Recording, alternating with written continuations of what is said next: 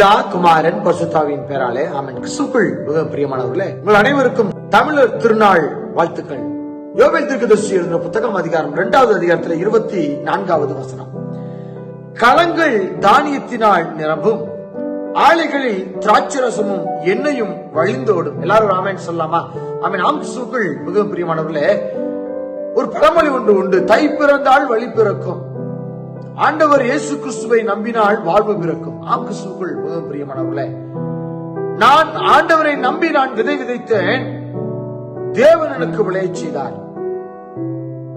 தேவனே விளையச் செய்வார். ஆம், கிறிஸ்துவுக்குள் மிகவும் பிரியமானவர்களே, நீங்கள் ஆண்டவரை நம்புகின்ற பொழுது உங்களுடைய விளைச்சல், உங்களுடைய வருமானம், உங்களுடைய பொருளாதாரம் அது வளர்ச்சி அடையும், அது உயர்ந்து காணப்படும், நிறைவான வாழ்வும் உங்களுக்கு கிடைக்கும். ஆம், கிறிஸ்துவுக்குள் மிகவும் பிரியமானவர்களே, களங்கள் தானியத்தினால் நிரம்பும்.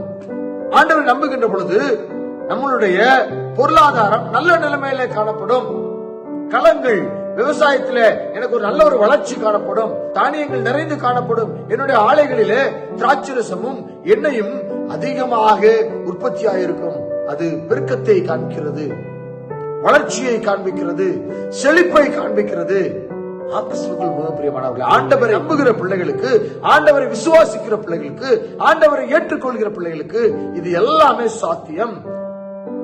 ஆண்டவருடைய வேதத்திலே சொல்லியிருக்க வார்த்தைகள் அனைத்தும் அது அந்த பிள்ளைகளுக்கு சாத்தியமாக இருக்கிறது.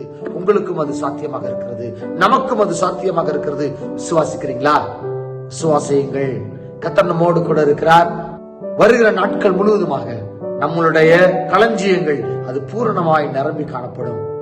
களஞ்சியங்கள் பூரணமாய் நிரம்பும், தானியங்கள் நிறைவாய் காணப்படும். குறைவு இருக்காதுங்க உங்க வாழ்க்கையில. ஆண்டவர் நிறைவாக்கி தருகிற தேவனாய் இருக்கிறார். ஆண்டவருடைய வார்த்தை, ஆண்டவருடைய வார்த்தையை நம்புங்கள், இவை அனைத்தும் உங்களுக்கு சாத்தியம். கர்த்தர் தாமே நம்மோடு கூட இருந்து செழிப்பினாலே நம்மை பலப்படுத்தி வர்த்திக்க பண்ணுவாராக. ஆமென்.